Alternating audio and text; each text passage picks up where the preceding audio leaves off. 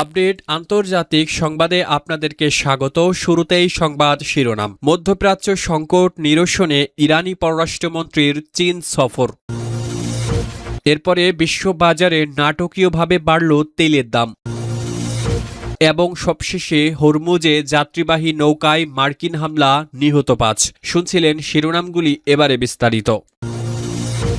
মধ্যপ্রাচ্য সংকট নিরসনে ইরানি পররাষ্ট্রমন্ত্রীর চীন সফর। মধ্যপ্রাচ্যের চলমান উত্তেজনা এবং ভূরাজনৈতিক অস্থিরতার মধ্যেই গুরুত্বপূর্ণ এক সফরে আজ বেইজিং যাচ্ছেন ইরানের পররাষ্ট্রমন্ত্রী আব্বাস আরাগচি। ইরানের পররাষ্ট্র মন্ত্রণালয় থেকে দেওয়া এক সংক্ষিপ্ত বিবৃতিতে জানানো হয়েছে, সফরকালে আরাগচি তার চীনা সমকক্ষ ওয়াং ইর সঙ্গে দ্বিপাক্ষিক সম্পর্ক, আঞ্চলিক নিরাপত্তা এবং সমসাময়িক আন্তর্জাতিক ইস্যুগুলো নিয়ে বিস্তারিত আলোচনা করবেন। গত ২৮ ফেব্রুয়ারি থেকে শুরু হওয়া ইসরায়েল মার্কিন আগ্রাসনের ফলে সৃষ্ট মধ্যপ্রাচ্যের ভয়াবহ সংঘাত নিরসনে বর্তমান যুক্তরাষ্ট্র ও ইরান একটি অচল অবস্থার মধ্য দিয়ে যাচ্ছে। এই পরিস্থিতিতে ইরানের পররাষ্ট্রমন্ত্রীর এই চীন সফরকে অত্যন্ত তাৎপর্যপূর্ণ ও গুরুত্বপূর্ণ বলে মনে করছেন আন্তর্জাতিক বিশ্লেষকেরা। দীর্ঘদিন ধরে অন্য দেশের অভ্যন্তরীণ বিষয়ে হস্তক্ষেপ না করার নীতি বজায় রাখার এবং যুদ্ধের সকল পক্ষের সঙ্গে কার্যকর সম্পর্ক থাকায় বেইজিং বর্তমানে নিজেকে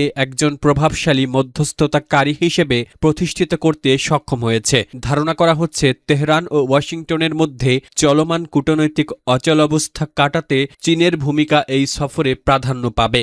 বিশ্ববাজারে নাটকীয়ভাবে বাড়ল তেলের দাম। হরমুজ প্রণালীতে যুক্তরাষ্ট্র ও ইরানের মধ্যকার অচলাবস্থা সহিংসতায় রূপ নেওয়ায় বিশ্ববাজারে তেলের দাম নাটকীয়ভাবে বেড়েছে।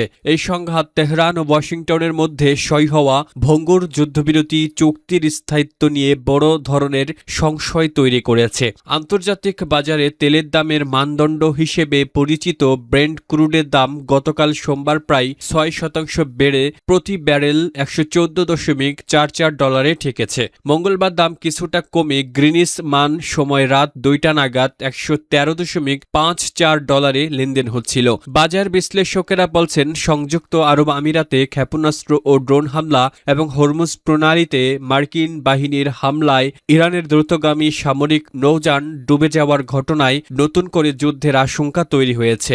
আর এই যুদ্ধের ঝুঁকি তেলের বাজারকে ঊর্ধ্বমুখী করে তুলছে।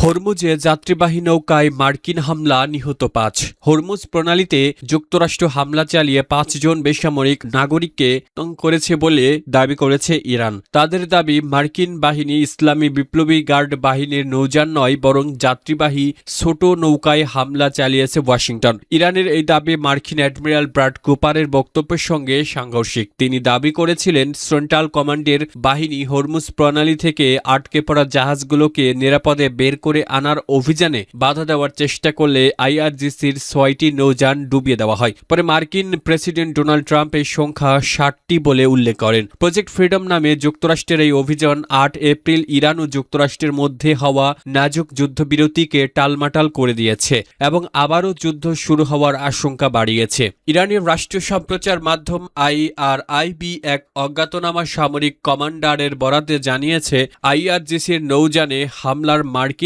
দাবির পর তেহরান একটি তদন্ত শুরু করে। তদন্তে দেখা গেছে, আইআরজিসির কোনো নৌযান ক্ষতিগ্রস্ত হয়নি, বরং সোমবার ওমানের উপকূলের খাসাব থেকে ইরানের উপকূলের দিকে যাত্রা করা ২টি ছোট নৌকায় মার্কিন বাহিনী হামলা চালায়। ওই হামলায় নৌকাগুলো ধ্বংস হয়ে যায় এবং ৫ জন বেসামরিক যাত্রী নিহত হন বলে ওই কমান্ডার জানান। তিনি বলেন, এই অপরাধের জন্য যুক্তরাষ্ট্রকে অবশ্যই জবাবদিহির আওতায় আনতে হবে। তবে এ বিষয়ে তাৎক্ষণিকভাবে মার্কিন সামরিক বাহিনীর কোনো মন্তব্য পাওয়া যায়নি। এর আগে স্থানীয় সময় রোববার নিজের সামরিক যোগাযোগ মাধ্যম ট্রুথ সোশ্যালে গুরুত্বপূর্ণ আন্তর্জাতিক বাণিজ্য জলপথ হরমুজ প্রণালীতে আটকা পড়া বাণিজ্যিক জাহাজগুলো লক্ষ্য করে প্রজেক্ট ফ্রিডম নামের নতুন একটি প্রকল্প শুরুর ঘোষণা দেন মার্কিন প্রেসিডেন্ট ডোনাল্ড ট্রাম্প। পোস্টে প্রেসিডেন্ট ট্রাম্প বলেছেন, প্রজেক্ট ফ্রিডম এর মূল উদ্দেশ্য হবে হরমুজ প্রণালী ও তার আশেপাশে আটকা পড়া বাণিজ্যিক জাহাজগুলোকে নিরাপদে প্রণালী পার হতে সহায়তা করা, অর্থাৎ হরমুজ পেরোতে